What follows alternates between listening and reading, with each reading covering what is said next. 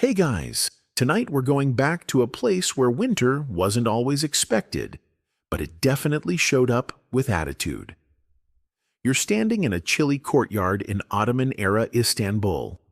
It's still dark out, and a damp, biting wind snakes its way under the doorway like it's got an invitation. Above you, the tiled eaves drip with meltwater from a surprise snowfall, and your breath comes out in puffs you can almost see. You shuffle along ancient stone floors in thick, felted slippers, the kind that squish a little when you step in slush by mistake. Somewhere in the distance, a muezzin's voice coils through the morning mist. You pass a sleepy servant wrapped in 5 layers of wool, carrying something steaming in a brass kettle that looks older than your apartment building. And all you can think is, why is it this cold in a city with palm trees? The Ottoman Empire, which stretched from Hungary to the Arabian Peninsula at its peak, didn't exactly scream cozy winter vibes on the map. But many of its cities, especially Istanbul, tucked near the Black Sea, saw full-on snowy winters. The kind of winters where your toes go numb, your tea freezes if left unattended, and your only hope is a quilt thick enough to qualify as furniture. So, before you get comfortable, take a moment to like the video and subscribe, but only if you genuinely enjoy what I do here. And let me know in the comments, where are you watching from, and what time is it there? Now, dim the lights, maybe turn on a fan for that soft background hum, and let's ease into tonight's journey together. You pull your robe a little tighter and duck into a side hall. It's warmer here, just. Lanterns sputter low in alcoves, and the marble tiles underfoot have that oddly satisfying warmth of stone that's had bodies passing over it for centuries. Everything echoes just enough to make you feel like you're sneaking into something forbidden, even though this is technically your home. Snow in Istanbul wasn't rare, but it wasn't exactly celebrated either. The empire's architects were more interested in domes and courtyards than insulation. The result? Buildings that were gorgeous and draftier than a broken car window. You could live in a palace with 300 rooms and still see your breath indoors. And yet, the Ottomans adapted with enviable flair, especially when it came to bedtime. They didn't have central heating. Instead, they had braziers, open bowls of glowing charcoal placed carefully around the room. These had to be watched constantly because while they warmed the air, they also had a nasty habit of either smoking too much or silently suffocating everyone in their sleep. Ottoman solutions often walk that line between genius and you probably won't survive this. To combat the chill, sleepwear became an art. It was practical, layered, and sometimes absurdly luxurious. Imagine pajamas made from mulberry silk, padded with cotton, and embroidered with golden thread, just for lounging. Even more basic sleepwear, worn by servants or tradespeople, had its own quiet style. A long tunic, soft trousers, and a belt that could double as a scarf if things got desperate. And then there was the yorgan, a quilt so puffy it might legally qualify as a mattress. If you're imagining a sad, thin hotel comforter, delete that image. The Ottoman yorgan was a beast of beauty, often hand-stitched with floral patterns, stuffed with cotton or wool, and heavy enough to crush regrets. In a good way. Historians still argue whether the Ottomans imported quilt-making traditions from Central Asia or refined them locally. The truth is probably both. Trade routes crisscrossed the empire, and techniques flowed in along with spices, stories, and very opinionated tailors. As you settle into your imagined Ottoman bedchamber, notice how everything has a layered softness. The windows might be shuttered with thick wooden panels, but tiny drafts still whisper through the cracks. So you're wrapped like a pastry, soft cotton underlayers, woolen robes on top, and maybe even a fur-lined hood if you're feeling fancy. Comfort wasn't just about sleep, it was a way of surviving the night. Down the street, someone's rooster crows too early. You imagine a sleepy merchant rolling over under his heavy quilt, muttering a half-hearted curse. Meanwhile, in the Topkapi Palace, the Sultan himself might just be waking, or maybe not. Royal schedules were notoriously fluid, depending on dreams, omens, or the digestive impact of last night's lamb stew. And speaking of digestion, let's not forget that one of the coziest Ottoman bedtime traditions was a warm drink. Salep, a thick, creamy concoction made from orchid root, was the go-to winter beverage for elites and street vendors alike. It was comfort in a cup, slightly sweet, mildly floral, and thick enough to slow your thoughts. Perfect for drifting off or just warming up your fingers before diving under that 10-pound quilt.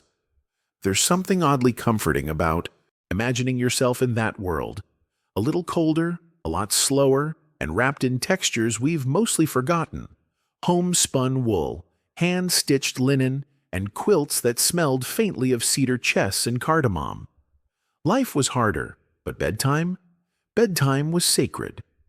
So you press your hand to a warm stone wall. Maybe it's the outer wall of the palace bathhouse. Maybe it's just a well-placed chimney. Either way, you pause, take a breath, and let the warmth seep into your fingers. And for a moment, snowflakes tap gently against the shuttered window behind you. Somewhere in the distance, water gurgles in an old pipe. You're not in a rush. The bed's warm. The night is long. And the Ottoman Empire. Surprisingly good at pajamas. You're already half asleep as you step deeper into the quilted quiet of Ottoman nightwear. Let's talk about layers, because if there's one thing the Ottomans didn't mess around with, it was bedtime insulation. You may be wearing pajamas, but you're dressed like you're crossing the Alps. Now, picture yourself standing next to a low cedar chest. You lift the lid. Inside, folds upon folds of fabric, each with its own distinct scent. Lavender sachets tucked in between woolen socks, rose water lingering on silk, maybe a hint of mothballs, Ottoman edition. You reach in and begin the slow ritual of getting dressed to go to sleep. First comes the gumlek, the inner shirt, thin, white cotton or linen, clean and crisp. Cool against your skin. It's the base layer, the dependable friend of Ottoman fashion. Over that, a thicker shalvar or trousers, maybe cotton or soft wool. Not tight, loose enough to lounge, but not so baggy they wrap around your legs like clingy ghosts. Layer 2, a quilted robe, sometimes called a kaftan. Not the grand, jewel-encrusted ones worn in official ceremonies. No, this is the bedtime version, padded, cozy, sometimes reversible. It might be stitched with paisley patterns, or just plain stripes in muted colors. Fastens with a cloth belt you can tie, or just let droop artistically as you shuffle to get more salep. You pull on a thick pair of socks. Ottoman socks were no joke. Some were hand-knitted with intricate patterns, others made from dense woven wool. They weren't just for show. They were a necessity on icy stone floors. In fact, historians still argue whether certain patterned socks found in Anatolian tombs were ceremonial, or just evidence of an empire-wide obsession with warm feet. Then comes the outer robe, the kebkin, if you're feeling fancy. More of a jacket, really. Slightly stiffer fabric meant to trap heat. You slip it on, feeling the soft weight of a full day behind you. By now, you're about 4 layers deep. More if you're a janissary on leave or a sultan nursing a cold. For women, the layers are even more elegant. Long chemises with delicate embroidery along the collar, layers of loose pants and tunics, and soft headscarves to keep the draft from their ears. In harem quarters, fabrics like muslin and velvet were favored. Even at bedtime, comfort came with style. And silk? Oh, silk was everywhere, if you had the coin or the connections. But even with all these layers, people weren't piling into beds the way we do now. The Ottoman sleeping arrangement was more modular. You didn't have one massive bed per room. You had cushions, döşek, that were unrolled at night and folded away by day. Think of it like Airbnb meets origami. Fold your mattress into the corner, open the windows to air it out, roll it out again after dinner. And here's the secret. This layering applied to your bedding too. Ottoman homes often kept multiple quilts, even in poor households. A summer quilt, a mid-season quilt, and a full-on snowpocalypse quilt, just in case January arrived with opinions. Wealthier families might use silk-lined yorgans, while villagers in the mountains slept under goat hair covers that doubled as capes. You might even have a personal yorgan. Like a favorite blanket, it was something you used every night, sometimes for decades. When the stuffing wore thin, you didn't toss it. You brought it to the local yorganshi, the quilt maker, who'd restitch and restuff it with surgical precision. Quilts weren't just bedding, they were investments. Heirlooms even. The soft kind of heritage. And while we're here, let's address a truly underrated part of Ottoman layering. Belts. Yes, belts. Not the leather kind meant for holding up trousers. We're talking wide, soft sashes, sometimes wool, sometimes silk, that could be tied around the waist over all your sleepwear. They kept everything snug, added an extra layer of warmth, and yes, occasionally acted as impromptu pockets. Drop in a clove or two for scent, maybe a prayer bead, maybe a tiny note you'll forget in the morning. This layering system was surprisingly democratic. Yes, the fabrics changed from class to class, but the general approach didn't. Whether you were a baker or a bureaucrat, you probably owned at least 2 sets of sleeping clothes, one for summer, one for winter, and you rotated them like clockwork, sometime in late October, when the first real chill crept through the shutters, and stayed. Even children had their own miniature versions. Tiny quilted robes, miniature trousers, socks so long they became leg warmers.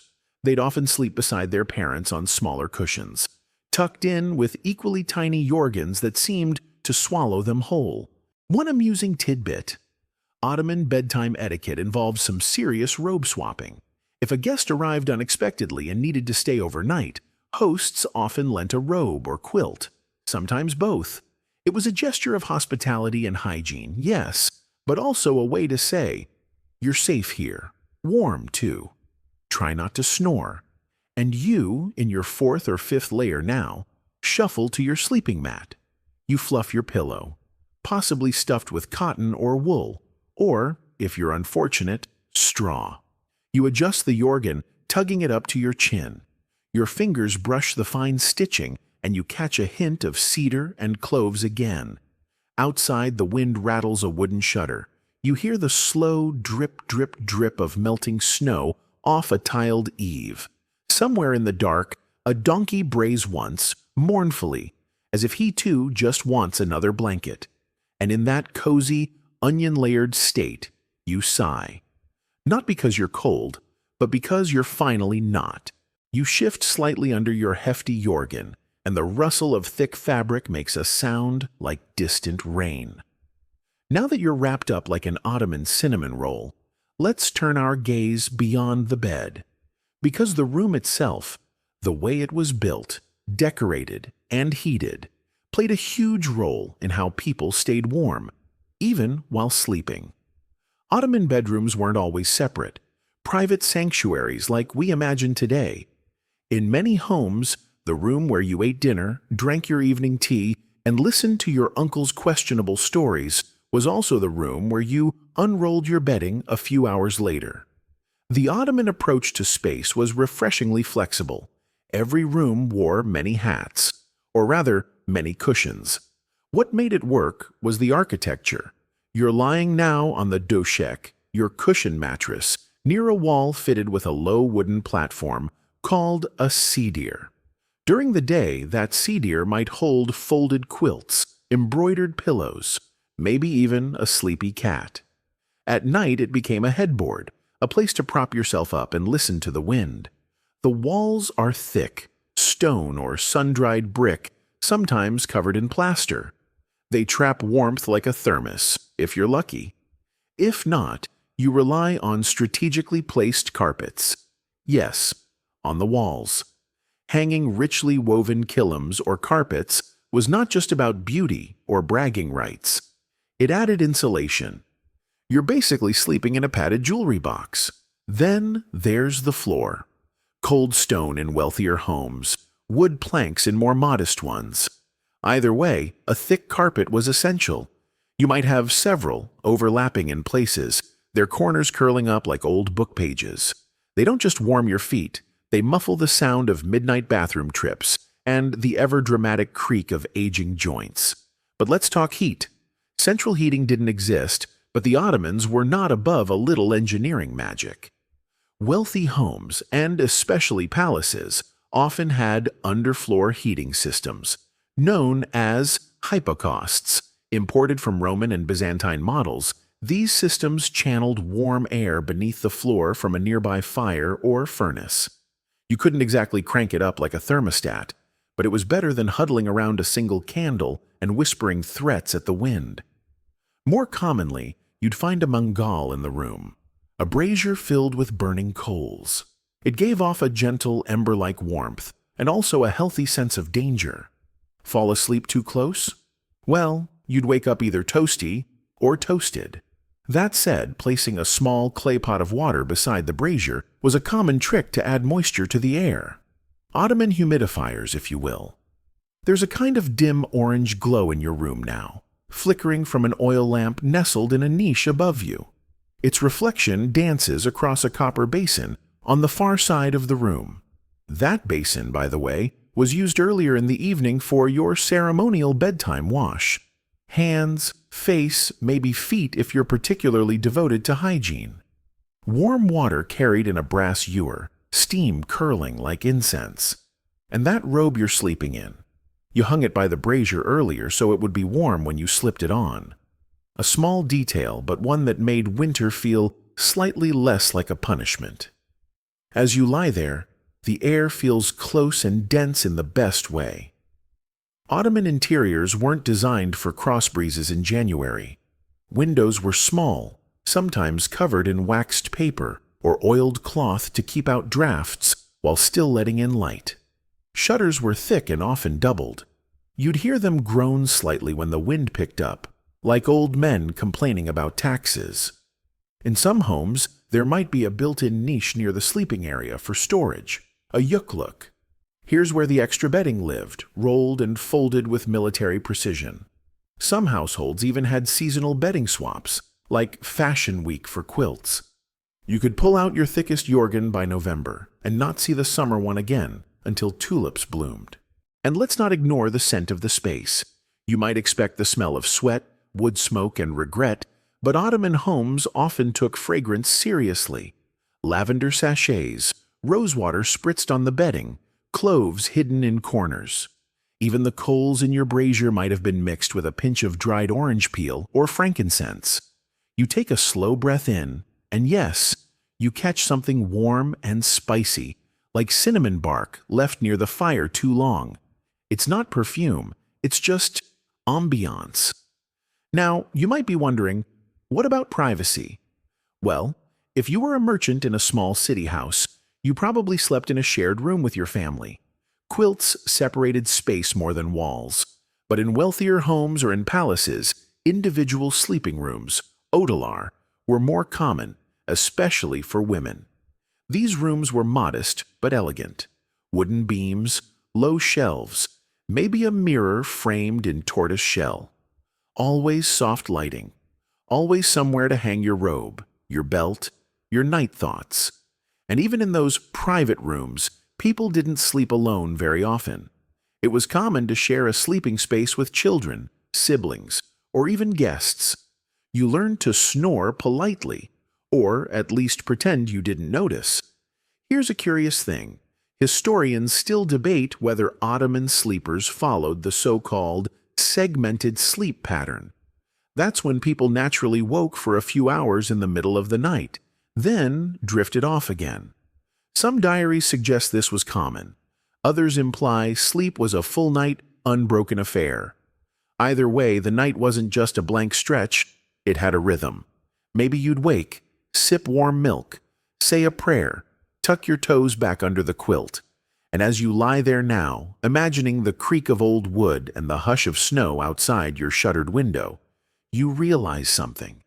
Despite the centuries, this room feels oddly familiar. The warmth, the layering, the tiny rituals of comfort. It's not that different from your own routine.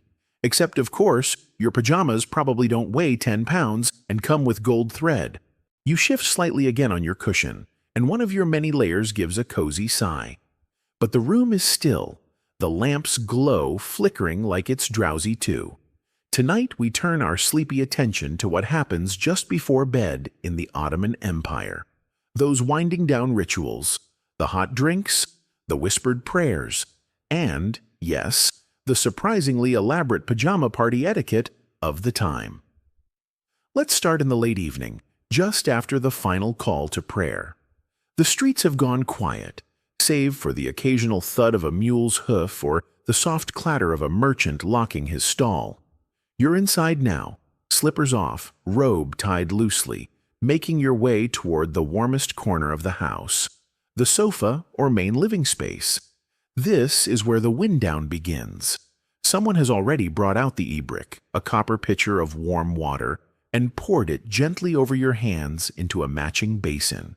There's something meditative about this, a mini ritual, part hygiene, part hospitality. You dry off with a linen cloth, soft from 100 washings, and sit cross-legged on a cushion that smells faintly of lavender and a hint of garlic from dinner. Hey, it happens. A family member or servant brings a steaming cup of salep, a milky drink made from orchid root, thickened to pudding consistency and topped with cinnamon. It tastes like sweet, earthy silk. Not everyone had access to it, of course. It could be expensive. But when you did, you sipped it like a philosopher. Not a drink to gulp, a drink to ponder with. For those without salep, warm goat's milk, herbal infusions, or diluted fruit syrups often did the trick. A popular favorite was sherbet, a lightly sweetened drink made from boiled fruit and spices, cooled slightly and drunk from porcelain cups the size of espresso shots.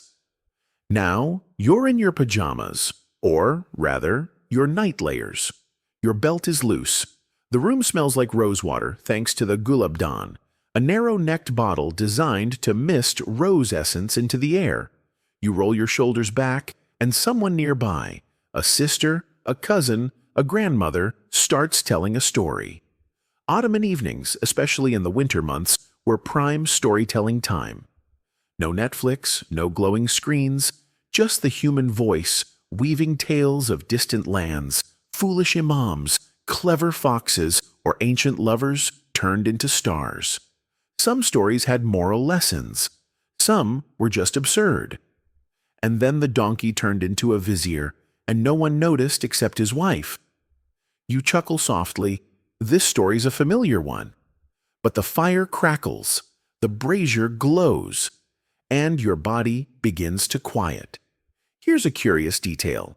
Historians still argue about the extent to which these nightly storytelling rituals influence the evolution of Ottoman poetry.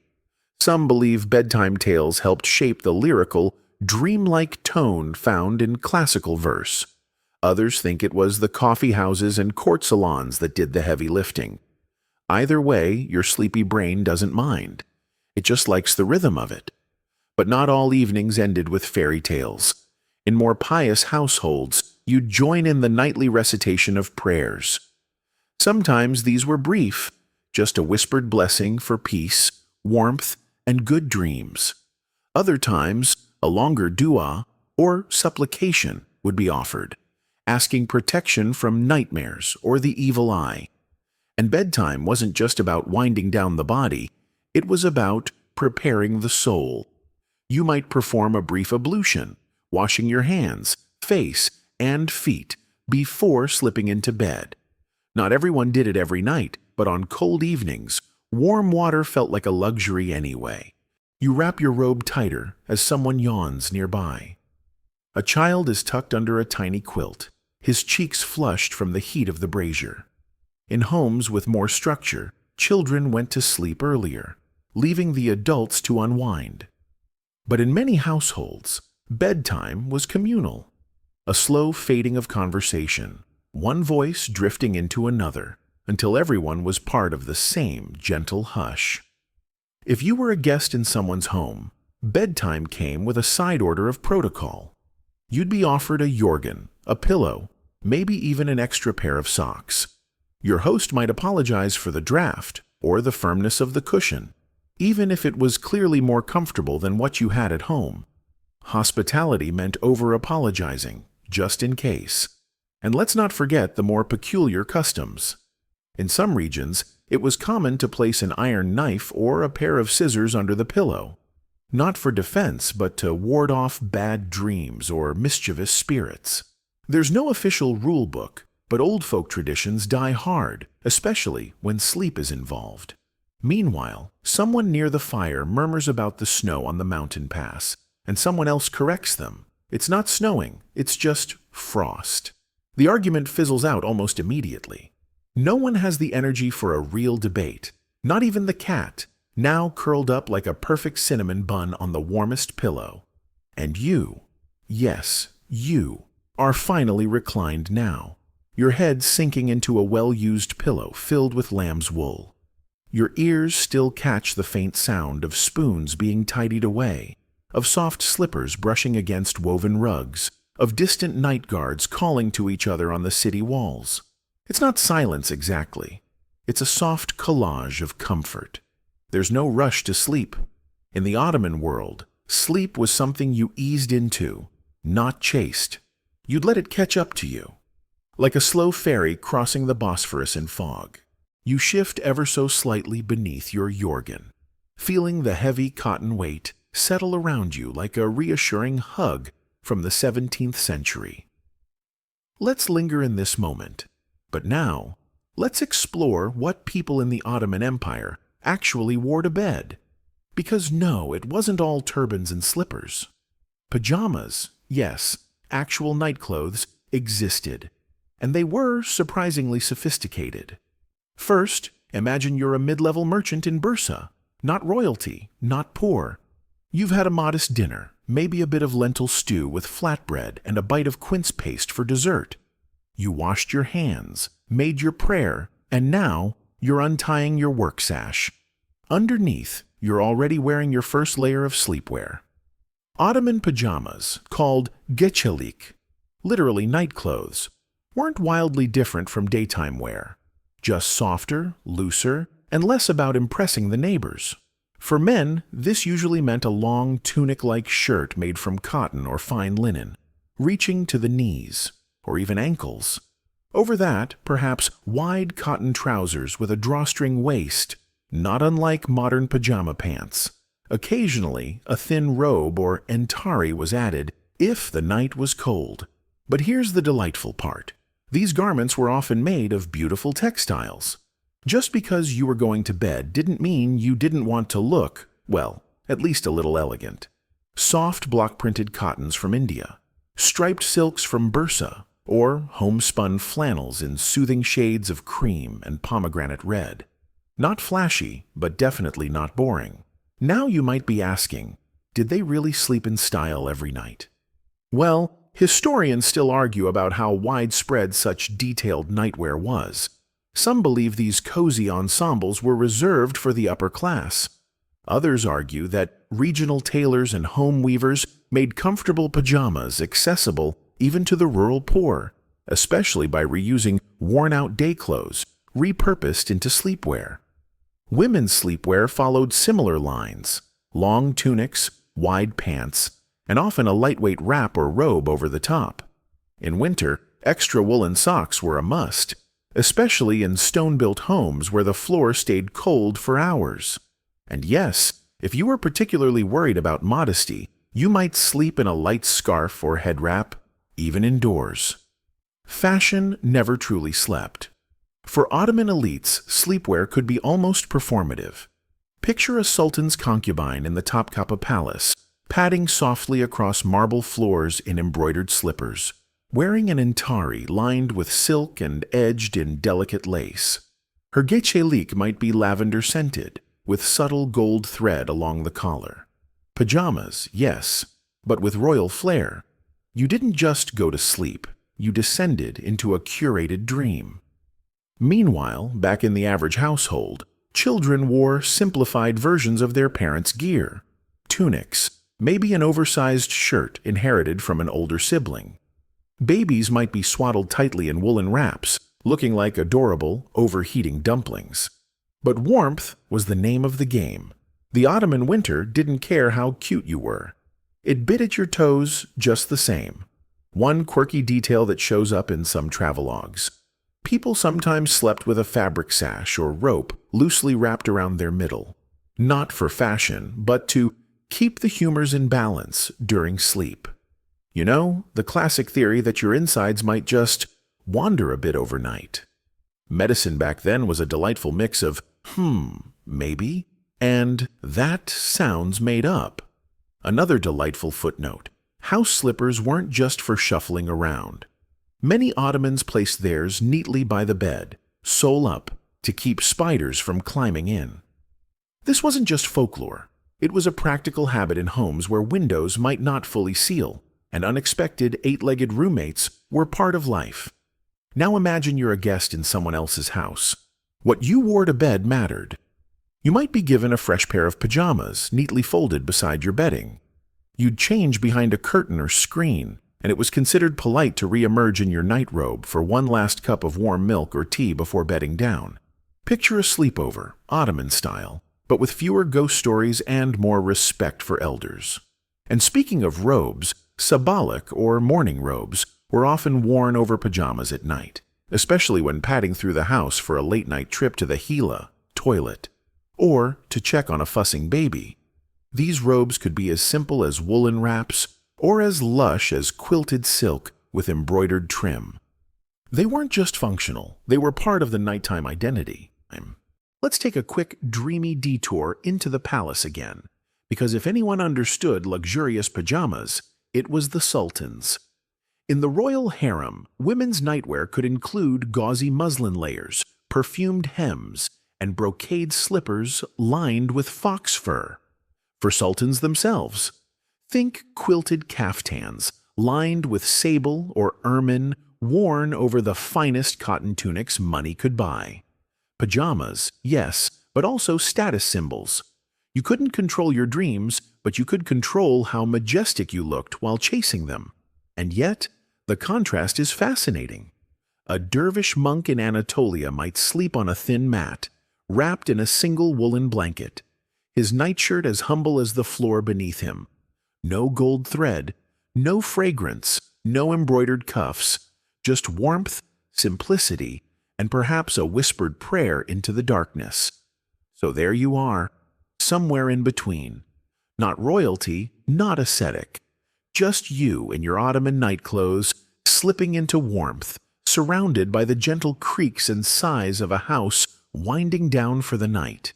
Your robe is soft, your sleeves are wide, your waistband has just the right amount of give. And if that's not timeless fashion, honestly, what is? You're warm now. Almost too warm. One leg slips out from under your yorgan to cool off a little, just like sleepers have done for centuries. The fire has faded to glowing embers. The last murmurs of conversation have drifted away. And now, let's settle deeper into the very architecture of Ottoman bedrooms. If you imagined four-poster beds and down mattresses, I'm afraid you're in for a pleasantly humbling surprise. Ottoman sleep spaces were simple, multifunctional, and surprisingly adaptable. Bedrooms in the Western sense didn't always exist. Instead, most homes had one or two main rooms, called oda, used for eating, talking, working, praying, and yes, sleeping. The sleeping area wasn't so much a space as a moment. At bedtime, you or your household would transform the oda. Floor cushions were shifted, bedding bundles pulled from storage cabinets or wooden chests tucked into the walls. A rug might be rolled back. Someone would sweep. Someone else would fluff the mattresses, which weren't quite mattresses, but dushek, quilted sleeping pads stuffed with wool or cotton. Once laid out, the dushek went directly on the floor, covered with crisp white cotton sheets, perhaps embroidered at the corners with your family's initials, or a delicate flower motif. Each person had a yorgan, a thick quilt, sometimes so puffy that rolling over required a full strategic plan. And, of course, the pillow. Often firm, often stuffed with wool or feathers, sometimes with a lavender sachet tucked inside, just for charm. Here's a curious architectural quirk. Niche. These were little alcoves built into the walls of Ottoman houses, perfect for storing bedding by day. You'd open a wooden panel and pull out your entire sleep setup like it was a magical linen cupboard. In fancier homes, there were even recessed cupboards called yukluk, beautifully carved, where folded quilts and robes were stacked by season. Historians still argue whether these storage solutions were unique innovations or adaptations from Persian and Central Asian domestic architecture. Either way, they offered a tidy, charming rhythm to daily life. Bed in, bed out. No clutter, no beds you had to make. Just bundles neatly folded by morning and returned to their cozy cubbies. Now imagine the winter months in a stone-walled house in Kenya. The fireplace, if you had one, burned low, the brazier glowed faintly, and every window had been shuttered to keep the chill out. Most families shared sleep spaces, especially during the colder months, not just for warmth, but for company. Children, elders, even a visiting cousin or two might bed down in the same room. Privacy was redefined. You didn't have your own room. You had your own corner, maybe a little divider, a hanging curtain, or just a respectful understanding not to stare too hard while someone snored. And what of the beds of the elite? The Ottomans weren't exactly shy about comfort. In the palaces and mansions, bedrooms were often raised platforms in a corner of a richly adorned salon. The bedding? Exquisite. Brocade-covered döşeks, velvet cushions, and imported linens from Venice or Cairo. Screens or heavy drapes might provide privacy. An oil lamp flickered low. A servant might enter silently to stoke the brazier or check that the rosewater vessel still breathed its perfume into the room. Interestingly, some households had sleeping verandas, open or semi-open terraces, used in the warmer months. Imagine the air filled with the scent of night jasmine, the chirping of cicadas, and you wrapped in a gauzy summer sheet, listening to the quiet rhythm of a city not quite asleep. Bliss. Of course, not everyone slept indoors. Shepherds, travelers, merchants along the Silk Roads. They often carried a rolled-up döşek tucked under one arm or strapped to a mule. You'd unfurl it beside a campfire or in the corner of a caravanserai and let the stars keep watch. Simpler times, maybe, but possibly more mosquito bites. Even the humblest home usually had at least 2 yorgans, one for warmth, one as a backup or guest quilt. Some were patched and repatched, their fabrics forming sleepy patchwork histories. Ah, yes, someone's grandmother might say, that corner was once your uncle's wedding robe. Quilts weren't just bedding, they were memory maps. Here's a peculiar tidbit. Some regions used ceramic or metal mangles, portable charcoal heaters, placed safely in a corner of the sleeping area. They'd warm the room slowly, giving off just enough heat to make the air feel like soup. The trick was to keep your feet near it, but your face far enough not to roast. A fine Ottoman art. And yes, there were nighttime hazards. Drafts, cold floors, mosquitoes. Occasionally a curious cat knocking over a water jug at 3 a.m. Some people hung thin mosquito nets. Others relied on the protective power of blue glass beads or small verses tucked under pillows. Why not cover all your bases? As you shift again, the woven rug beneath your bedding whispers against the floorboards. The oil lamp flickers once, then stills. You know this space now, this room that becomes a nest, that becomes a memory, that becomes sleep itself. In the Ottoman world, sleep wasn't compartmentalized. It happened where life happened. Rooms morphed, people adjusted, and comfort wasn't about king-size beds. It was about knowing your body had a place to rest, and that in the morning the sun would return, the bedding would fold away, and the rhythm would begin again. The embers are nearly out now, just a soft orange glow curling through the shadows. Your fingers have grown still, tucked under your yorgan, and the house around you seems to have exhaled. Now that you're firmly settled into your bedding, it's time to zoom in. Not just on what you wear or where you sleep, but on how your body is supposed to fall asleep, Ottoman style. Because sleep in the Ottoman Empire wasn't just something that happened. It was something prepared for. And yes, there was a routine, a ritual, a sleepy little ceremony that signaled to the body, hey, time to stop thinking about lentil taxes and start dreaming about pomegranates. First, let's talk timing. Unlike today's 11 p.m. Netflix slump, Ottoman sleep rhythms were closely tied to natural light and the 5 daily prayers of Islam. People generally wound down after the Isha prayer, performed after nightfall. That meant sleep began not at a fixed hour, but when the sky said it was time. You didn't need a smartwatch, just look up. Dinner was usually a couple of hours earlier, modest, never heavy. It might be a bowl of warm yogurt soup with mint, or perhaps roasted eggplant with garlic. Overeating before bed, not advised. The Ottomans believed in balancing the body's humors, and stuffing yourself with lamb right before lying down was considered a fast track to strange dreams and a bad case of morning melancholy. After dinner, things slowed. Tea or a small cup of sherbet, a floral or fruit syrup mixed with water, helped soothe the senses. In winter, it might be a warm drink like salep, made from wild orchid root and sprinkled with cinnamon. It's thick, creamy, and the Ottoman equivalent of hot chocolate with a university degree. Now, one of the quirks of the time. Scent mattered. A lot. Ottomans believed that certain fragrances calmed the spirit and encouraged good dreams. Lavender, rose, musk, and sandalwood were favorites. Some people dabbed rosewater on their wrists or rubbed a bit of jasmine oil behind their ears. In more elite homes, perfumed sachets were tucked inside pillows, or incense was burned briefly before sleep. Basically, you'd go to bed smelling like a poetic garden, and that's not a bad way to drift off. There were other little bedtime quirks, too.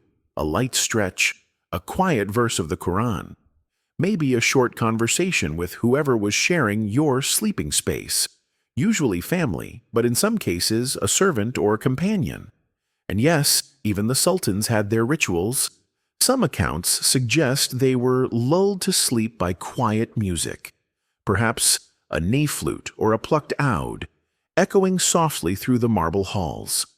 Historians still argue whether this was widespread or just a poetic flourish recorded in palace diaries. But the idea of falling asleep to live, gentle music, honestly, 10 out of 10, no notes. The position you slept in also mattered.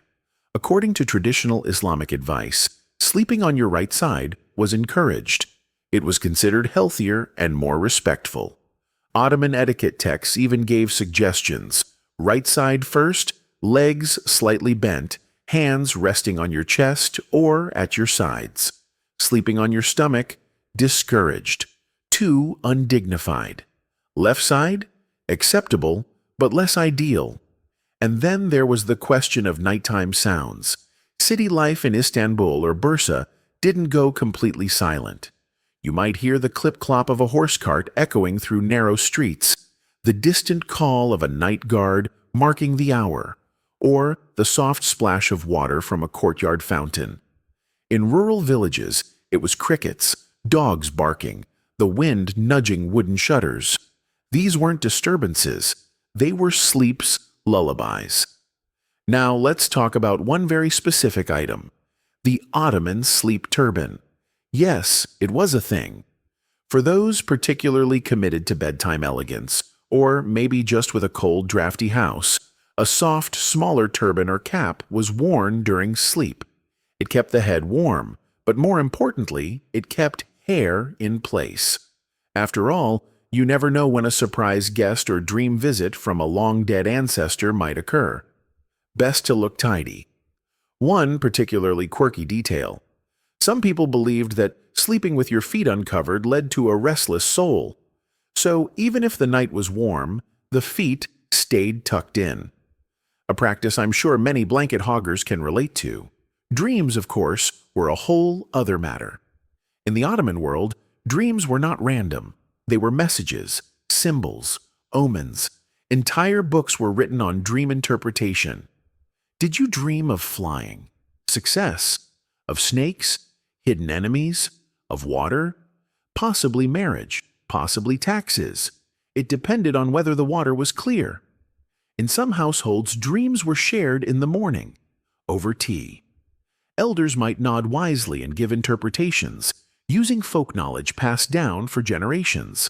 It was a communal thing. Dreaming wasn't private. It was part of the family's shared narrative. And if you had a bad dream, a nightmare, you might whisper a short protective prayer before rising, or, in more rural homes, flip your pillow upside down and go back to sleep to shake off the bad omen. It's like turning the dream over and politely saying, "Thanks, but no thanks." All of this, tea, scent, pillows, prayer, pillow flipping, it might seem like a lot, but really it was about comfort, a way to make bedtime feel like a soft ritual, instead of a chaotic collapse. So now, as you rest here in your imagined Ottoman room, the scent of rose lingering in the air, a cup of salep warming your belly, and your right side gently resting on the döşek, remember, sleep here isn't just something you do. It's something you enter, and you're already halfway there. The house is hushed, the walls thick with centuries of sleepy silence, and your breathing has fallen into step with a rhythm much older than your own. But before you drift too far into dreams, let's open a quiet door to the world beyond your bedroll, to the public face of Ottoman sleep. Yes, it turns out sleep wasn't always confined to the private home. In cities like Istanbul, Bursa, or Damascus, if you were a merchant, a traveler, or even just someone who accidentally stayed too long at a friend's mise dinner, you might find yourself bedding down in one of the Ottoman Empire's most fascinating institutions, the Han, or caravanserai. These were roadside inns, part fortress, part stable, part social hub, and utterly vital to the empire's long-distance trade. Picture this. You're walking the silk routes, leading your stubborn camel from Aleppo toward the shores of the Black Sea. The sun is dipping low. Your back aches. Your feet smell faintly of goat cheese. And then, up ahead, a massive stone structure rises from the dust like a mirage. A caravanserai. Inside, it's bustling with gentle chaos. Merchants unloading crates of saffron, porters shouting greetings, the scent of lentil stew drifting from a small corner hearth. And somewhere, tucked just past the central courtyard, there's a communal sleeping chamber. This is where you and a couple dozen other weary souls will sleep tonight. Communal sleeping might sound alarming to modern sensibilities. No earplugs, no privacy curtain, no personalized pillow mist. But in the Ottoman world, it was normal. Travelers unrolled their döşeks in neat rows, side by side, feet pointing toward the wall. There was a quiet choreography to it. People gave each other space where they could, respected the universal law of don't kick your neighbor, and, perhaps most crucially, kept their boots outside. Interestingly, there was often a small fee to sleep indoors. If you were down on your luck, or just traveling light, you might ask for the sleeper's corner, or even rest under the open-air iwan, the vaulted entrance hall. It wasn't luxurious, but it was free, and honestly, you were too tired to care. Some travelers preferred to sleep outside under the stars, especially during warmer months. They'd choose a soft patch of ground near the stables, wrap themselves tightly in their cloaks, and drift off to the soundtrack of lowing oxen and far-off dogs. Cozy? Maybe not. Memorable? Absolutely. Now, here's a strange but true tidbit. Some Hans had rules against snoring. That's right, loud nighttime nasal disturbances could get you a stern warning from the handkeeper, especially if they interfered with a wealthy merchant's rest. There are even accounts of men gently nudging their neighbors with sticks, not in violence, but as a gentle reminder to roll over and reconsider their life choices. Historians still argue whether these communal arrangements encouraged unity or merely tolerated necessity. On one hand, shared sleep fostered empathy. People heard each other's coughs, dreams, and midnight mutterings. On the other, there were occasional thefts, occasional brawls over blanket corners, and at least one recorded case of a man sleep-talking so emphatically about spice prices that he was mistaken for a preacher and invited to lecture the next day. Unclear if he accepted. Meanwhile, back in the cities, Ottoman mosques played a surprisingly large role in sheltering sleepers.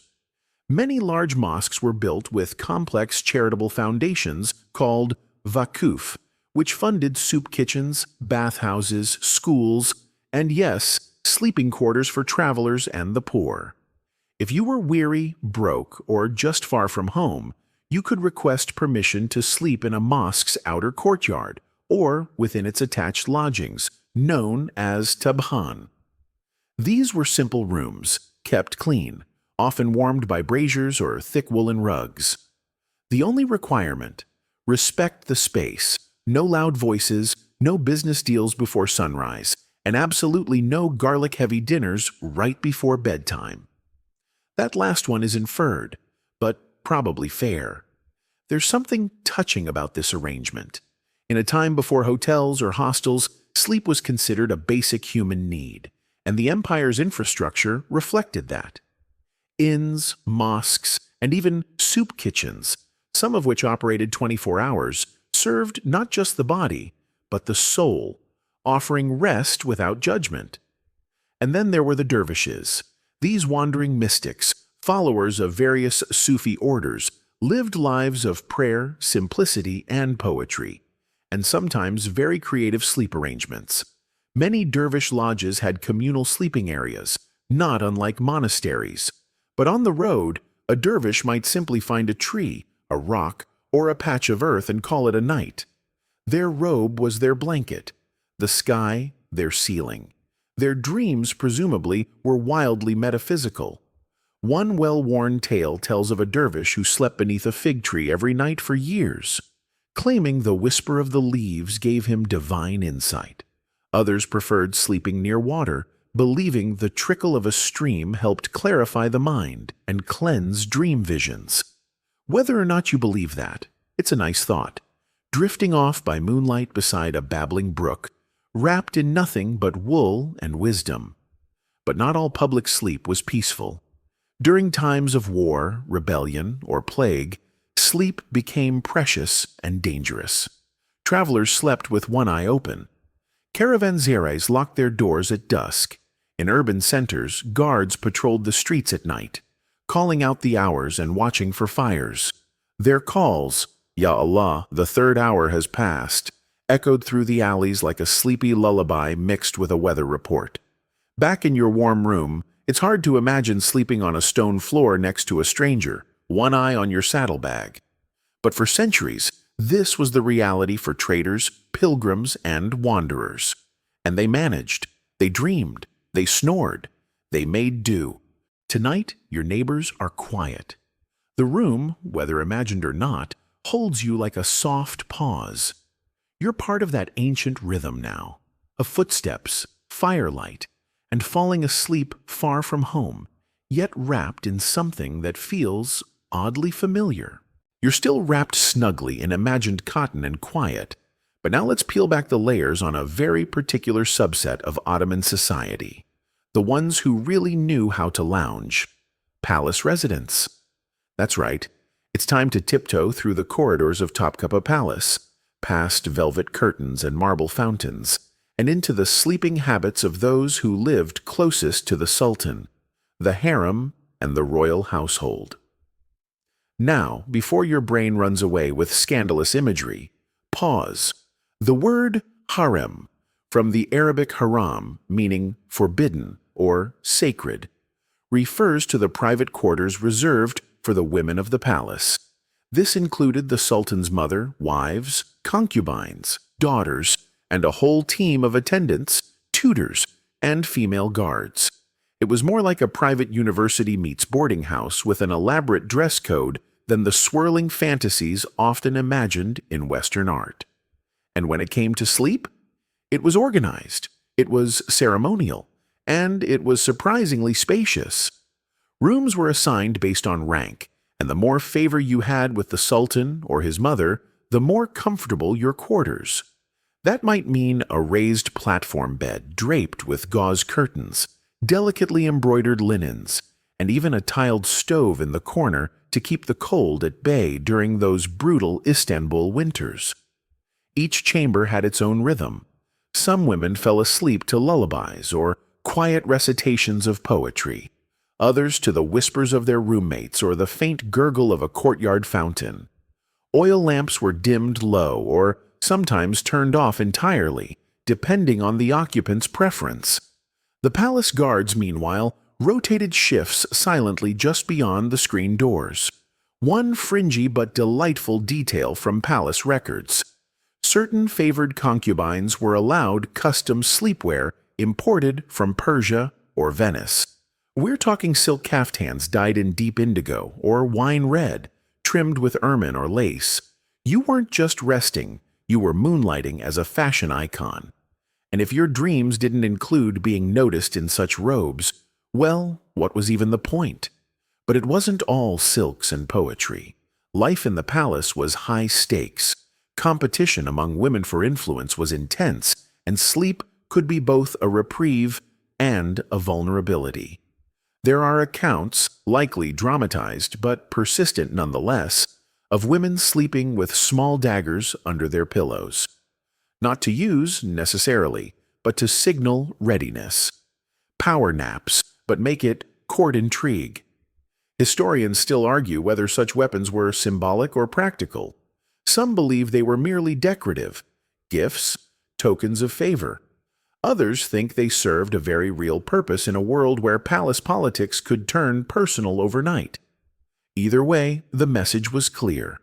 Even dreams in the imperial harem were layered with meaning. Meanwhile, in the sultan's own quarters, things were even more curated.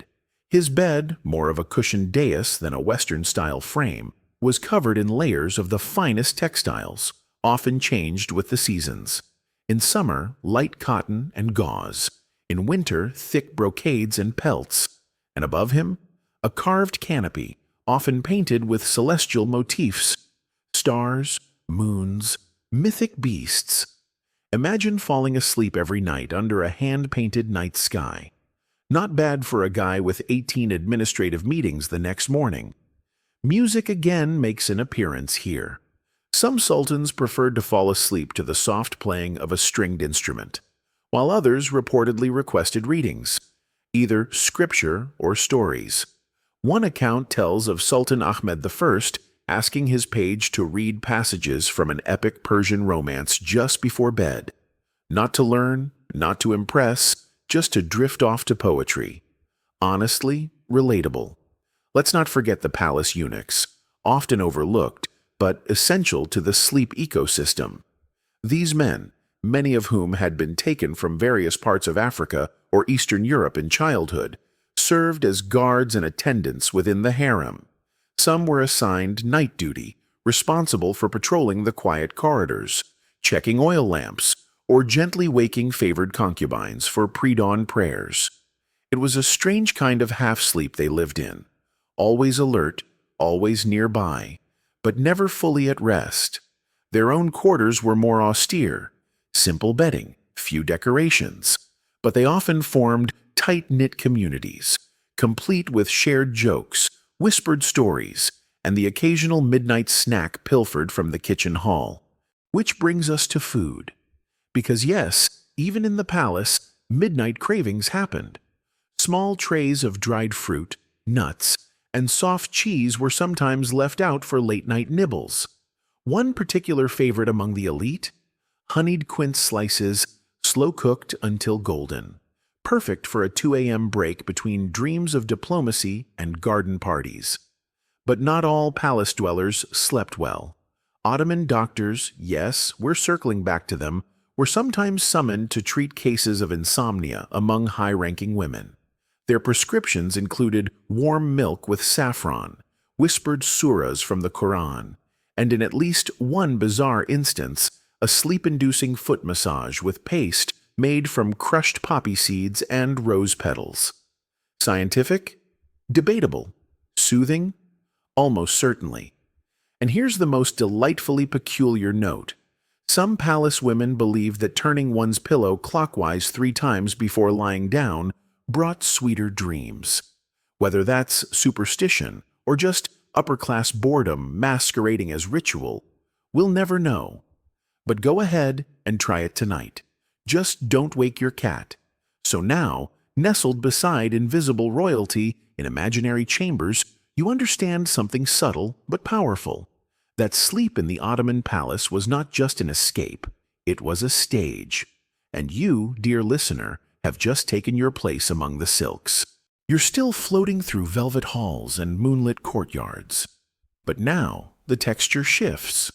The world turns quieter, plainer, softer, like well-worn flannel.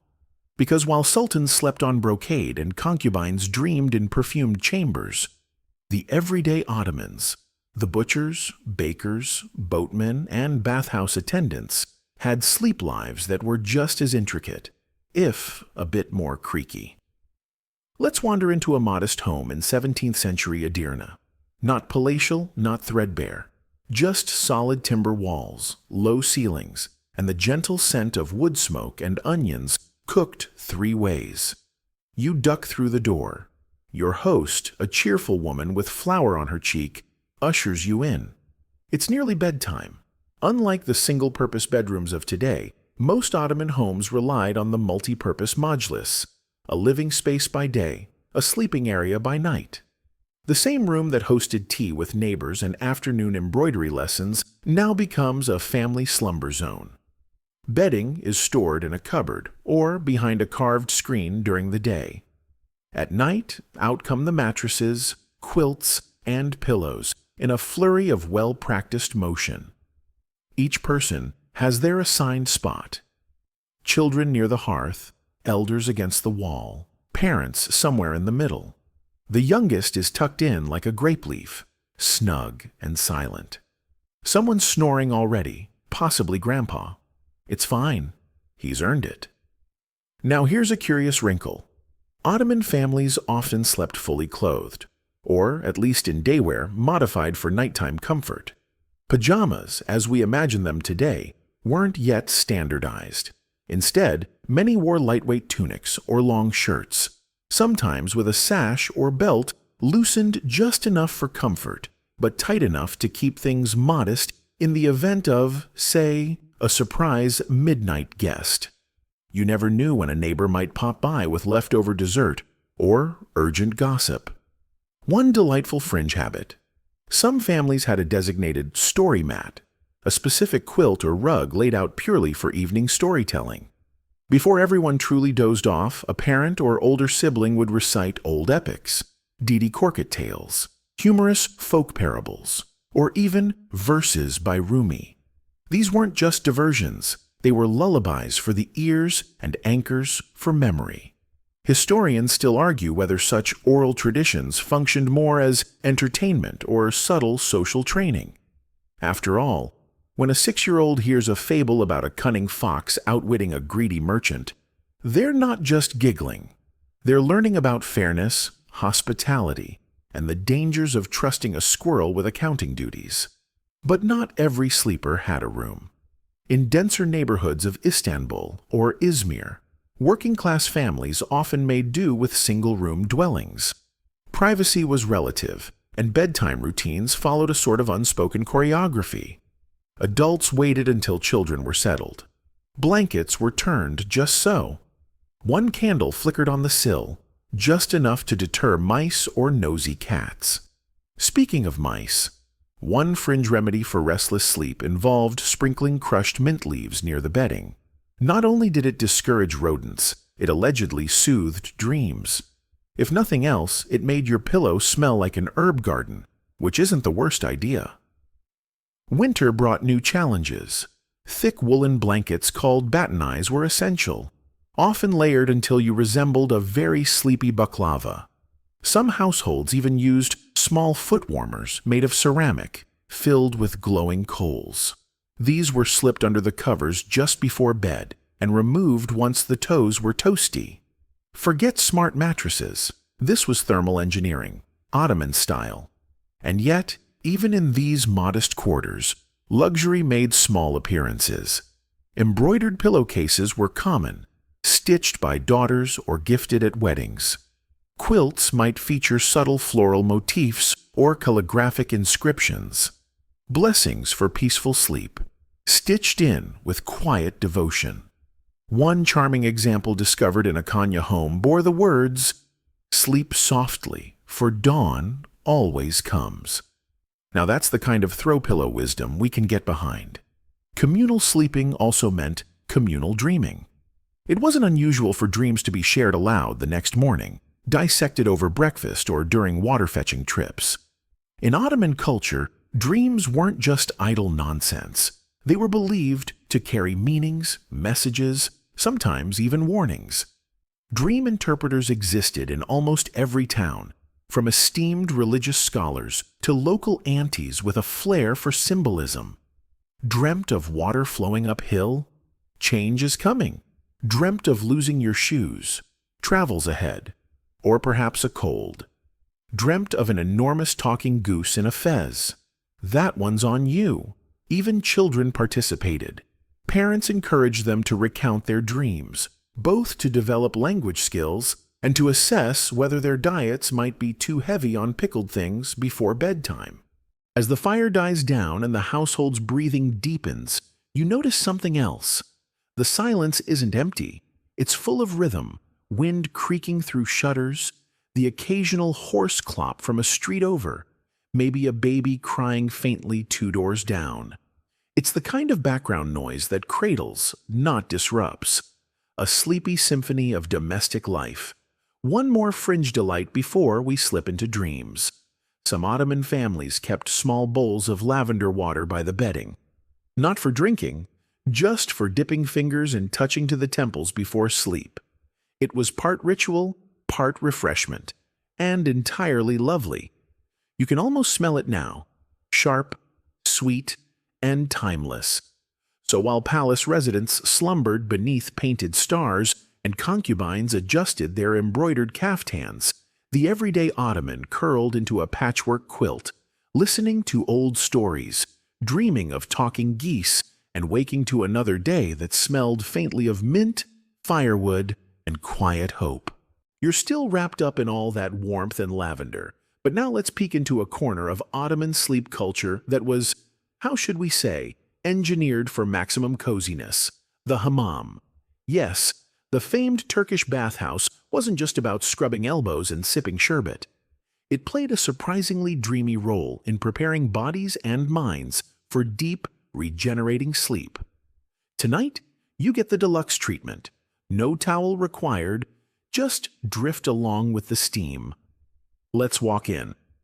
The outer door closes with a soft thud behind you, muffling the street sounds outside. The air is already dense with heat and subtle citrus. A bath attendant greets you with a sleepy smile and hands you a peshtemel, that checkered cotton cloth that makes you feel about 3 centuries cooler just by wearing it. You step into the warm room, where condensation beads gently on marble walls and the distant sound of water echoes like a lullaby. You lie back on the gobek taşı, the central heating stone, smooth as silk and pleasantly warm. Honestly, you could doze off right there, and some people did. That's no exaggeration. In Ottoman times, especially during colder months, visitors often lingered in the hammam until they were on the brink of slumber. The combination of radiant heat, rhythmic splashing, and bodily relaxation triggered something close to a meditative trance. And yes, sometimes people nodded off mid-scrub. No judgment. It's practically part of the experience. The sleep angle was deliberate. The bathhouse wasn't just for cleanliness, it was a health and wellness ritual. After a proper visit, your pores were open, your muscles were loose, and your inner worries steam blasted into oblivion. Many Ottomans scheduled hammam visits in the early evening precisely so they'd be sleepy by the time they got home. Forget melatonin. This was all natural drowsiness by design. A mainstream historical fact for you. There were more than 1,500 documented hammams across the empire at its peak, from large cities like Bursa and Damascus to tiny villages on the Anatolian steppe. Some were opulent, tiled in Iznik ceramics, and crowned with stained glass domes. Others were humble, built of mud brick with modest wooden benches, but all shared the same goal: to cleanse, soothe, and prepare the soul for its nightly voyage. Now for a delightful oddity. In some urban bathhouses, there were designated cool-down rooms where patrons could take short naps after their session. These weren't bedrooms, just quiet corners with cushions, incense, and soft textiles. The idea was that before you faced the bustle of the outside world again, you could pause in semi-darkness and let your body finish unwinding. And here's a little-known practice. Certain hammam attendants, especially in women's bathhouses, doubled as informal dream interpreters. Picture this. You're lying under a wool blanket, sipping rosewater tea, and a kindly elder is asking if you've had any strange dreams lately. You mention a flying fish wearing a tiny fez. She nods gravely. Ah, that means a relative from far away will bring good news. And just like that, you believe it. Historians still debate how widespread these interpretations were, whether they were truly believed or simply a way to weave meaning into ordinary lives. Either way, it reflects a worldview where dreams were part of waking life, gently folded in like rose petals in rice pudding. For women especially, the hammam served as a rare social space, away from the structure of the home and the expectations of domestic labor. Here, friendships were forged, gossip shared, and crucially, bedtime rituals exchanged. Tips on herbal teas, stretches to relieve hip tension, even preferred sleeping postures. One popular recommendation: sleep on your right side with your hand under your cheek. It's prophetic, modest, and good for digestion. Back to our journey.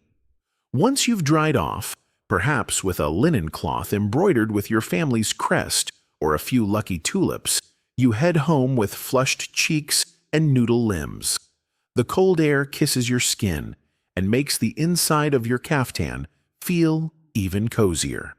By the time you're indoors, dinner's over, the candles are low, and your bedding is warm from the heat of the fireplace. Your fingers still smell faintly of lemon verbena. Your skin hums, and sleep rolls in like the Bosphorus tide, gentle, inevitable, and slightly fragrant. Let's not forget the traveling bathhouses either.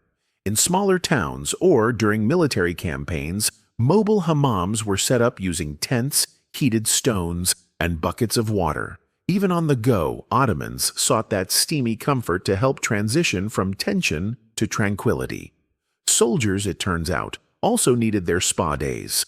And one last charming tradition. In certain parts of the empire, it was customary to give new mothers or newlywed brides a sleeping robe after their first post-hammam rest. These robes were often handmade, lined with cotton or silk, and scented with cloves or dried rose petals.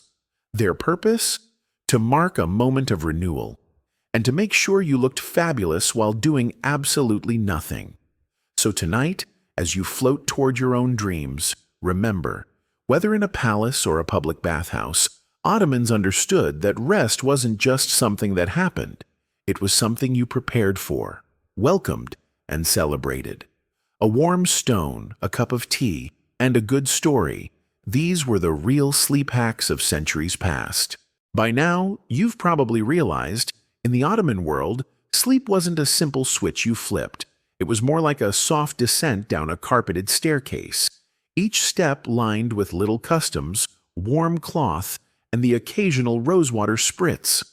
But to truly understand how Ottomans cherish their sleep, we need to step outside again, into the courtyard, under the stars.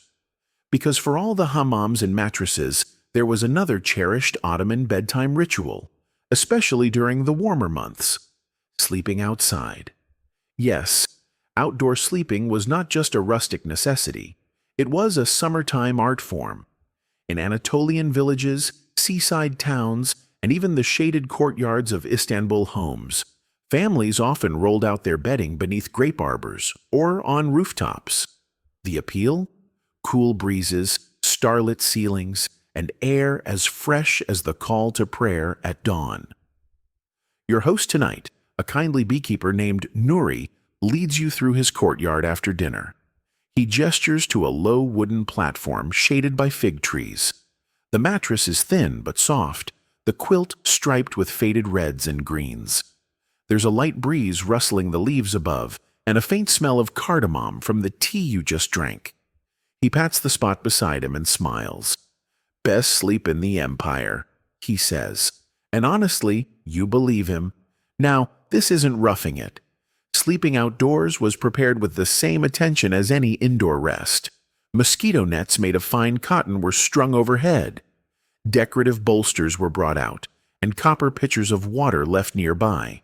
Some homes even had special summer sleeping beds. Light, elevated frames built just for open-air rest. Take that camping. Mainstream historians note that rooftop sleeping was especially common in cities where heat lingered inside stone walls. Flat roofs, often accessed by a narrow staircase, became makeshift dormitories for the whole family. The view? Ottoman minarets backlit by moonlight. The soundtrack? Crickets, the distant pluck of an oud, maybe a nightingale if you're lucky. Not bad for a budget hotel. But let's sprinkle in some delightful fringe detail. In some regions of the empire, particularly in Syria and southern Anatolia, families held quiet contests over who could create the most dream-worthy outdoor sleeping setup. This meant using the fluffiest cushions, the most fragrant herbs, or even hand-fanning a loved one to sleep for a few minutes. Yes, somewhere out there was a teenage cousin rolling his eyes as he waved a palm frond over Aunt Fatma's face.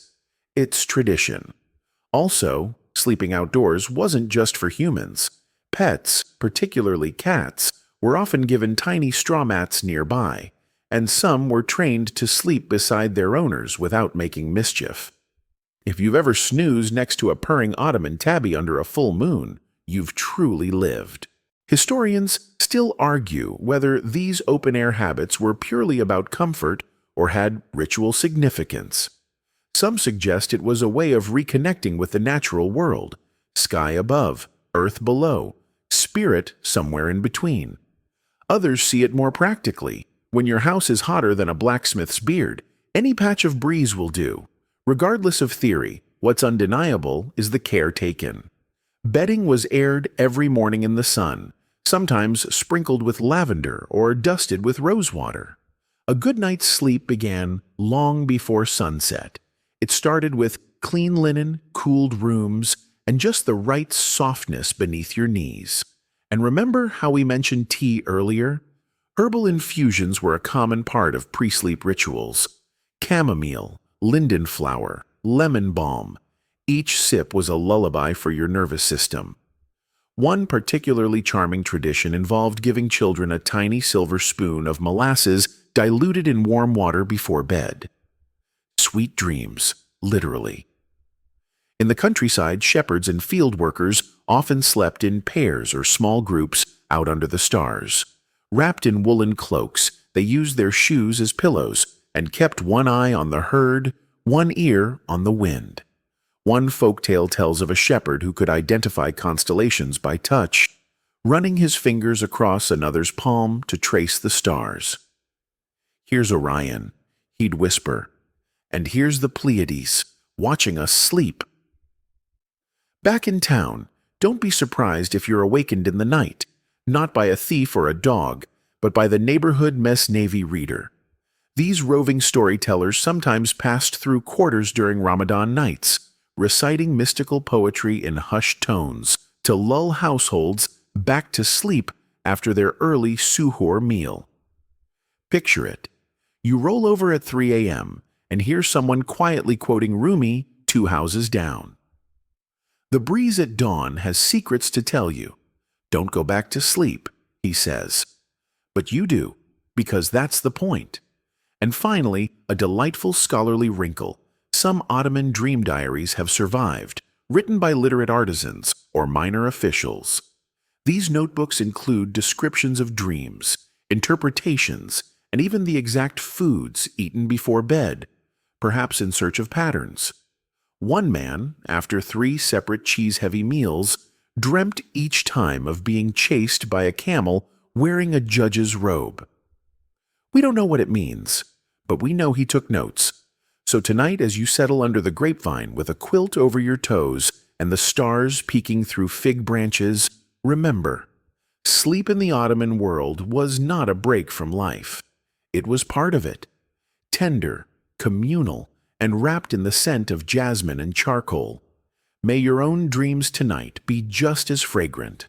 You're now cozied up under the fig trees and star-stitched sky, but there's still more to explore, specifically the dreams themselves. Because in the Ottoman Empire, dreaming wasn't just a nighttime hobby, it was a full-blown social and spiritual pastime, with layers of symbolism, storytelling, and a good deal of neighborly analysis. Dreams in this world weren't throwaway thoughts. They were messages, puzzles, sometimes even premonitions. If you dreamed of clear water, a surprise guest might arrive. If you dreamed of sewing, you'd mend an old friendship.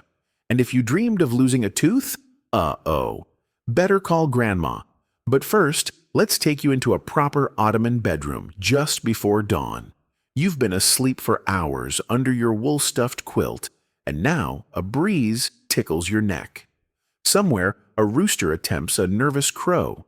You're halfway between sleep and waking, floating through a vivid dream where you're riding a donkey made of marzipan through a field of singing lanterns. You wake up chuckling softly. What could it mean? In the Ottoman world, that dream was worth discussing. Many households kept informal dream books on the nightstand, compilations of folk interpretations passed down through generations. You'd flip through and find, if you dream of climbing a ladder, you will receive praise, or, if your shoes are too small, someone is jealous of your position. These interpretations blended Islamic tradition, local folklore, and centuries of storytelling. Half wisdom, half bedtime poetry. The most famous of these books, the Tabr al-Ruya, or The Interpretation of Dreams, attributed to various scholars. Copies circulated widely, especially in larger cities like Edirne and Aleppo, and were read aloud over breakfast. In wealthier households, a literate servant or scribe might even be summoned to help decode your midnight visions over coffee. But dream reading wasn't just literary, it was social. Picture this. At a women's gathering after morning prayer, one woman describes a dream where she was swimming in honey while wearing her husband's slippers. Everyone leans in. There's nodding. A cousin says, "That's obviously about your daughter-in-law," while another gasps, "Or your rheumatism." It's part gossip, part therapy, part entertainment. Historians still debate whether these interpretations were believed literally or functioned more as a form of communal introspection. Were dreams seen as divine messages, emotional metaphors, just random brain fireworks? The answer might be all of the above, depending on the context. But here's where it gets quirky. Certain foods were believed to produce specific types of dreams. Spicy eggplant brings restless visions. Pomegranate syrup encourages clarity. There was even a mild superstition that sleeping with your head toward the southeast would produce dreams about journeys. Useful if you were deciding whether to visit a cousin in Konya or not. And let's not forget lucid dreaming. In certain Sufi circles, dream control was seen as a skill worth cultivating. One 17th century mystic reportedly trained his followers to walk upright in sleep and to ask questions within dreams, especially about matters of the soul. These practices weren't mainstream, but they left ripples in Ottoman spiritual culture. There's also evidence of dreams being used for decision-making. A merchant might delay a trade journey if he dreamed of stormy seas. A bride might postpone her wedding if she dreamed of a cracked mirror. Occasionally, sultans themselves reportedly consulted their dreams, or the dreams of their trusted advisors, before military or political moves. One dream, recorded in court chronicles, allegedly predicted the fall of a vizier, although hindsight probably helped that interpretation along. For the deeply pious, dreams could be spiritual tests. Seeing the Prophet Muhammad in a dream, for example, was considered a powerful sign of righteousness. Stories of such dreams were shared with hushed reverence, sometimes even recorded in family chronicles or mosque archives. But even among the less spiritually inclined, dreams held weight. Children were encouraged to talk about their dreams at breakfast, not just for fun, but as a way of building emotional vocabulary. And elderly relatives, especially grandmothers, were the final word on what those dreams meant. If she said the orange tree meant you were going to meet a teacher, you'd better start brushing your hair. A particularly charming tradition. Dream journaling with illustration. Some well-to-do Ottomans, especially in the 18th century, kept bound volumes where they recorded dreams alongside sketches. Clouds with faces, winged camels, rain that fell upward. These journals are rare, but the few that survive are dreamy little art pieces, like surrealist bedtime scrapbooks. There's also the case of public dream declarations. Yes, really. On certain feast days, particularly in rural areas, people would stand up during communal meals to declare particularly funny, terrifying, or profound dreams. I saw the moon melt into my soup, one might say, to a round of laughter. Or silence, depending on the audience. And here's your odd historical tidbit. In one 16th century diary from Amasya, a spice merchant documented how he had a recurring dream of being chased by cinnamon sticks. He took this as a sign to raise his prices. Was he right? Hard to say. But he reportedly made quite a profit that year. So tonight, if your dreams take you on a wild ride through Ottoman bazaars, made of cake or palaces, built entirely from cushions, don't be surprised. You're in good company. You've joined centuries of sleepy dreamers who saw the night not as a blank space, but as a story unfolding, mysterious, meaningful, and scented faintly with nutmeg. The morning sun stretches its golden fingers across the tiled rooftops of an Ottoman town.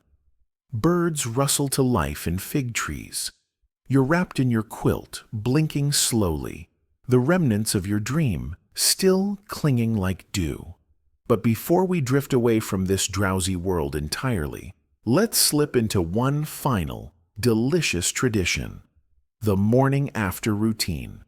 Because in the Ottoman Empire, waking up was just as ritualistic and oddly cozy as falling asleep. Let's begin with one of the empire's most underrated treasures, the yatak odası morning vibe. Picture a spacious bedroom with filtered sunlight sneaking in through latticework shutters. The quilt is folded down neatly at the foot of your mattress, revealing linen so crisp you could hear it. Someone brings in a copper basin of rose water for a gentle face rinse. That person might be a sibling, a servant, or just a sleepy spouse trying to score points before breakfast. Either way, it's a tender touch to start your day. Morning cleansing was more than just hygiene. It was a meditative routine.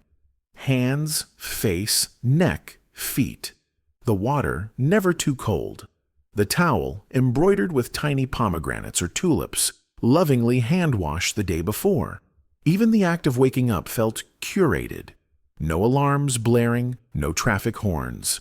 Just a rooster half committing to its job and the occasional creak of a wooden stair.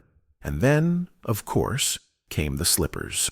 Ottoman slippers, called terlik, were soft, flat, and often handmade.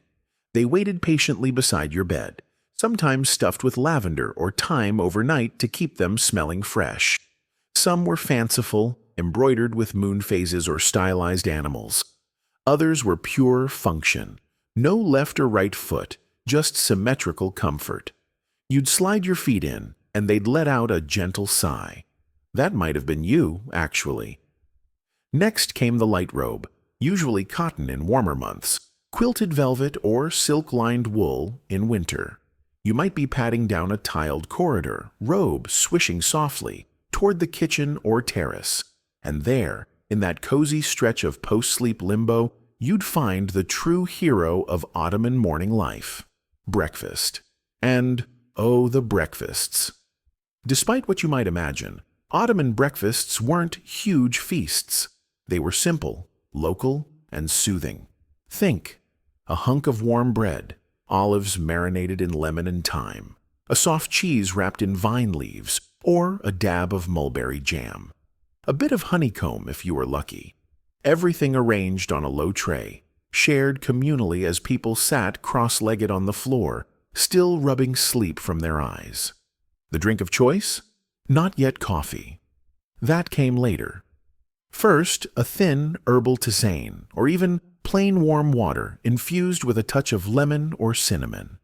The goal wasn't stimulation, it was gentle re-entry into the world. Ottoman mornings respected your right to remain drowsy. Here's a fun fringe fact. In some towns, it was customary to feed the first bite of breakfast to the oldest person present, not out of obligation, but affection. And in return, they'd offer a small blessing or joke to start the day. "May your dreams grow feathers," they might say, which could mean anything or nothing. And now for the scholarly wrinkle. Historians are still debating how standardized these rituals really were. Were morning routines uniform across the empire? Or did local climates, income levels, and cultural influences create wide variations? Probably the latter, but Ottoman etiquette manuals, such as the famed Adab al-Mu'ashara, do describe morning habits in surprisingly consistent tones, suggesting an aspirational ideal of grace, hygiene, and shared calm. One charming detail: some homes hung tiny mirrors near the sleeping area so you could greet your reflection first thing. Not to check your hair, though, let's be honest, it probably needed help, but to meet the self, as one mystic poet put it. A tiny moment of self-awareness between dream and daylight. Deep stuff, before cheese and olives. And let's talk sleepwear transitions. Those cozy flannel-like pajamas. They weren't cast off like forgotten costumes. They were folded neatly, sometimes perfumed lightly, and set aside for the next night. If you had a helper in the house, this task was done for you while you sipped your lemon water. If not, well, you did it yourself, with surprising reverence. One traveler to Ottoman lands in the late 1700s noted that local families treated the morning like a small festival, without noise, but with order and ease. That's a vibe worth bringing back, honestly. And then came the stories. After breakfast, people shared dreams, plans, and household gossip. It wasn't uncommon for family members to recount their dreams in order of age or perceived importance. Grandmother dreamt of a golden ladder, so she goes first. You might follow, recounting your bizarre ride on a marzipan donkey. The laughter and analysis flowed like warm butter. By the time the tray was cleared, you were fully awake, but never rushed. Some would then step into their gardens or out to the courtyard fountain, whispering morning prayers, stretching, or simply breathing in the scent of wet stone and flowering mint. Cats wove between feet. Sparrows flitted down for crumbs. A neighbor might call out a greeting from the rooftop. It was not a world without chores or deadlines, but for a few golden minutes, it felt like one. And as you finally shrug off your robe and begin the day, whether it's tending a shop, mending a rug, or writing letters at a window, you carry with you the softness of the night before, the warmth of shared dreams, the texture of rose-scented linens, the knowledge that tonight, after another chapter of life, you'll return to the exact same comfort. So while the empire itself might have sprawled across 3 continents, ruled by armies and courts and viziers, the average morning remained quietly revolutionary. A soft rebellion against chaos, waged with slippers, tea, and flannel. The day is nearly done. Shadows lengthen across cobbled courtyards, and sleepy minarets catch the last blush of sun. Somewhere, a market packs up its jars of pickled quince, and the baker's son stacks cooling loaves like little brown pillows. Inside your Ottoman home, the light shifts again. Lamplight now, soft and amber, bouncing off brass trays and tile mosaics. And you're already anticipating bedtime. But here's the final cozy twist. For the Ottomans, bedtime wasn't just a repeat of the night before. It was a ritual, tailored gently by season, mood, and sometimes even the day of the week. Take winter nights, for example. After a supper of lentil stew or roasted squash with yogurt, families might gather around a mangal, that low, round brazier filled with glowing charcoal. They'd sit on cushions, legs tucked in, warming their hands while someone read aloud, a poem, a folk tale, or just the letter that Cousin Hussein sent from Bursa about his new goat. It didn't really matter. The flickering shadows, the scent of apple peel tossed on the coals for fragrance, the soft crackle, all of it lulled the room into that golden pre-sleep calm. Before bed, everyone washed again. Not a full bath, just hands, face, feet, cleansing the day away. Slippers were lined up neatly by the door. Pajamas reappeared, folded like old friends. For some, this moment included prayer. For others, just a whispered wish for good dreams. A kind of tuck-in from the universe. But let's not forget the bedtime drinks. While the West sipped warm milk, the Ottomans had their own nocturnal comforts. Tamarind sherbet, lightly spiced with cinnamon and clove, or perhaps a bit of rose water mixed into lukewarm honey water. Each believed to soothe the nerves, calm the stomach, and, according to one folk healer, sweeten the soul before it drifts. Honestly, it's hard to argue with that. The bedrooms themselves transformed at night. Oil lamps dimmed. Quilts were fluffed. A soft shawl might be placed over a child's feet. In colder regions, families might even share a room in winter, with beds pushed closer together for warmth. Whispered lullabies slipped through the dark, some older than the empire itself. You might hear the rustle of pages as someone rereads a favorite passage one last time before sleep, or the occasional muttered complaint about the creaky ewer left by the wash basin. And now, dear listener, we must return to those pajamas.